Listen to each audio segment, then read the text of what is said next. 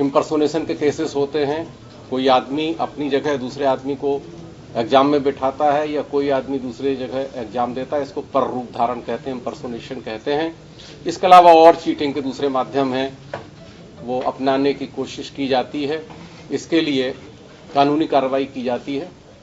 बिहार विद्यालय परीक्षा अधिनियम इस पर लागू है, आईपीसी इस पर लागू है।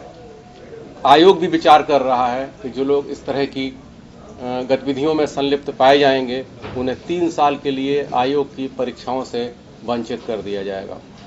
एक बहुत बड़ा डेटा हमारे पास ओवर दी ईयर्स, तमाम सारे जो बोर्ड हैं बिहार के और ये आयोग है हमारा, इनके पास में है, जिसमें जिन लोगों ने पिछले वर्षों में इस तरह की एक्टिविटीज़ में जो संलिप्त रहे हैं उनका डेटा हमारे पास में है।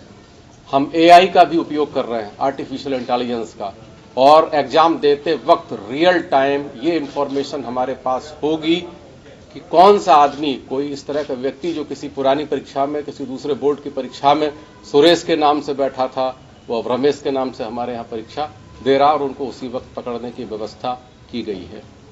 इसके साथ साथ जो मल्टीपल एप्लीकेशंस की मनाही है, तथापि कुछ लोग अपने डेटा में थोड़ा बहुत अंतर करके 2-3 फॉर्म भर देते हैं और कोशिश करते हैं कि एक पर वो बैठें और दूसरे पर उनकी जगह कोई और बैठे। उन लोगों का हमने एक जगह सबका सेंटर रखा है और उस पर जिला प्रशासन के साथ साथ आयोग के अधिकारी भी जाकर के उनकी प्रत्येक की जांच करेंगे, वो सफल नहीं होंगे। संदेश मेरा यही है कि ऐसी एक्टिविटीज से जो अच्छे अभ्यर्थी, उनको कभी कोई फायदा नहीं होता है। ये बीच के ठग हैं, उनको लाभ होता है। इसलिए आप भी अपनी तरफ से संदेश दीजिए, हम भी संदेश दे रहे हैं कि इस तरह की कोशिश लोग नहीं करें, उससे कोई लाभ होने वाला नहीं है। कानूनी कार्रवाई के साथ साथ उनका कैरियर खराब होता है, पैसा खराब होता है, अल्टीमेटली कोई लाभ नहीं होता है। इसलिए ऐसी एक्टिविटीज में कोई भी इन्वॉल्व ना हो, बल्कि आयोग का सहयोग करे और जो अच्छे बच्चे हैं, अच्छे अभ्यर्थी हैं, अच्छे स्टूडेंट्स हैं, वो इसमें सफलता प्राप्त करें और अपना भविष्य उज्जवल करें। यही मेरा संदेश है। आयोग की बिहार पुलिस सब इंस्पेक्टर की प्रतियोगिता परीक्षा प्रारंभिक परीक्षा है और पूरे बिहार यानी सभी 38 जिलों में उसके केंद्र हैं। केंद्रों की संख्या 613 है। तो इसके संबंध में तमाम मीडिया पर्सन्स के हमारे पास अलग अलग फोन आ रहे थे, इसलिए मैंने सोचा सबको एक साथ बुला लूं और एक साथ ब्रीफ कर दूं, इसलिए आपको तकलीफ दी मैंने। तो उसमें मैं एक संदेश भी देना चाहता हूं और सूचना भी देना चाहता हूं। कल ये परीक्षा है, बिहार पुलिस सब इंस्पेक्टर के भर्ती की प्रारंभिक परीक्षा है। पूरे बिहार में सभी 38 जिलों में इसके परीक्षा केंद्र बनाए गए हैं। परीक्षा केंद्रों की संख्या 613 है। अभ्यर्थियों की संख्या 6,60,000 ऑड है और 2 पाली में परीक्षा लेनी पड़ रही है, क्योंकि हमारी जो एकोमोडेशन है, बैठने की व्यवस्था है, वो 3-3.5 लाख से अधिक एट ए टाइम नहीं हो पाती है। इसलिए 3,30,000 ऑड प्रत्येक पाली में अभ्यर्थी होंगे। 2 पालियों में इस तरह से यह परीक्षा होगी। सुबह की पाली का टाइमिंग 10 बजे से 12 बजे और दूसरी पाली का टाइमिंग 2:30 बजे से 4:30 बजे शाम को होगा। परीक्षा को सुचारू रूप से और कदाचार मुक्त कराने के लिए हमने कई एहतियाती व्यवस्थाएं करी हैं।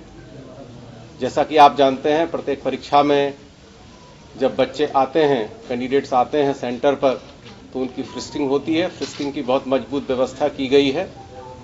जिला पुलिस उसमें सहयोग कर रही है और पुलिस के मजबूत कंटिंजेंट प्रशासन के साथ में रहेंगे और हर एक अभ्यर्थी की फ्रिस्किंग की जाएगी।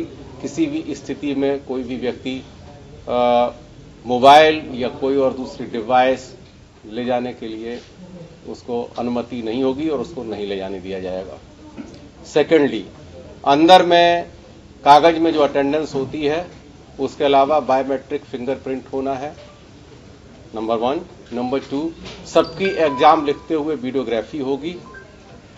सबकी एग्जाम लिखते हुए उसके एडमिट कार्ड के साथ फोटोग्राफी होगी इंडिविजुअली।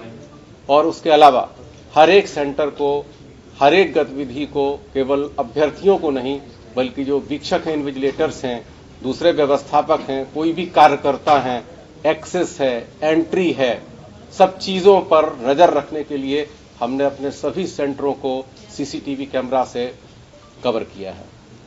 सीसीटीवी सभी सेंटरों पर लगाए गए हैं। करीब 16,500 सीसीटीवी कैमरा लगा हुआ है 613 सेंटर्स पर। और उसका ये जो आप देख रहे हैं मेरे दाहिनी तरफ, ये कमांड एंड कंट्रोल सेंटर यहाँ बनाया गया है। इससे हम किसी भी सेंटर को लाइव रियल टाइम उस वक्त देख सकते हैं। इसके अलावा एक कंट्रोल रूम और हमारे पास में छोटा सा है, जो अभ्यर्थियों के फोटोग्राफ होते हैं, फोटोग्राफ जिस वक्त लिए जा रहे हैं वो फोटोग्राफ भी हमारे पास आते रहते हैं। हमारे ऑफिसर्स की टीम बैठती है और ये देखते हैं कि फोटोग्राफी कॉलेज के अंदर यानी सेंटर के अंदर एग्जाम देते हुए ही हो रही है, ताकि किसी भी तरह का अनफेयर मीन्स कोई नहीं अपना सके। अभ्यर्थियों को अपने निजी सामान सेंटर के अंदर रखना अलाउड नहीं होगा। बाहर उसके लिए व्यवस्था, प्राइवेट व्यवस्था रहती है। उसको हमने सभी जिलों के जिला प्रशासन से अनुरोध किया था कि उस व्यवस्था को सुदृढ़ कर देंगे, ताकि किसी का शोषण भी नहीं हो। अधिक पैसे लोग नहीं लें, 10-20 रुपए टोकन लेकर के उनके सामान अगर कुछ निजी हैं तो उन्हें रखें, लेकिन सामान सेंटर के अंदर ले जाना अलाउड नहीं होगा। अपनी एक नियमावली है, हमारी भी एक नियमावली है। उस नियमावली के मुताबिक हम काम कर रहे हैं। ऐसी मांग अभी हमारे यहाँ बहुत सीरियसली किसी ने नहीं की है। करेंगे तो हमारा प्रस्ताव है कि हम उसको भी अडॉप्ट कर सकते हैं, लेकिन हमको इसके लिए अपनी नियमावली में गवर्नमेंट लेवल से संशोधन करवाना होगा। अभी नहीं मिलेगी, अभी जो नियम है उसी के अनुसार हम चलेंगे। हम तो यह भी विचार कर रहे हैं कि मैं एक प्रस्ताव शीघ्र ही 1-2 महीने में देने वाला हूं कि आयोग की परीक्षाएं ऑनलाइन हो जाएं, ये OMR का चक्कर ही खत्म हो जाए। हम ऑनलाइन परीक्षा की व्यवस्था भी करवाने के लिए सरकार को प्रस्ताव देने वाले हैं। आंसर की जारी करने की भी मांग करते हैं कि सवाल देखिए, क्वेश्चन आउट होना थोड़ा इनमें फर्क है। थोड़ा आप देखें इस चीज को।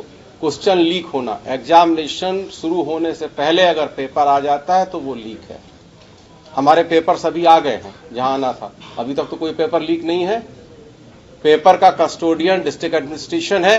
कल सेंटर पर पेपर जाएगा, पेपर वहां पर खुलेगा। अब पेपर खुल गया, बहुत से लोग डेस्परेट हैं, लोग संसद में कूद रहे आप देख रहे हैं। तो कोई आदमी मोबाइल लेकर के चला जाएगा और तब जब पेपर बट गया है उसकी फोटो खींच करके वायरल कर देगा, उसको आप लीक कहोगे। वो लीक नहीं, इनफैक्ट वो चीटिंग है।